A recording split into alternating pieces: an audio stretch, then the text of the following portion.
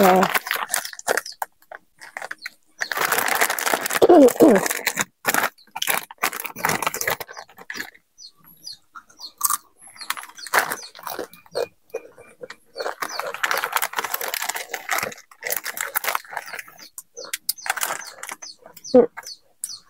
Ito yung kangkong chips ng KCO. Kangkong chips original. Cheddar and sour cream. So, bukan ko lahat kasi yung eldest ko gusto naman kainin lahat. Sabi ko, iwan ko muna ng konti bago nyo kainin. Diba? Ako ang mauna magkain. So, ang last is sour cream. Yeah. So, yung una is classic. Pero yung first talaga na na-open, so yung barbecue. Meron pa isa.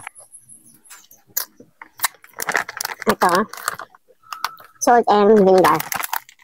Yung kanina, sour cream. Ayan. So, na-open na lahat. No? Isang kainan lang.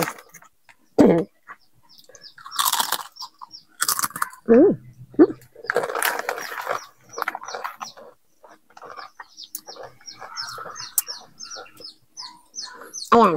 So, kung gusto niyo mag-order, ilalagay ko yung link sa baba para makapag-check out kayo. Okay? Thank you sa panonood. Masarap.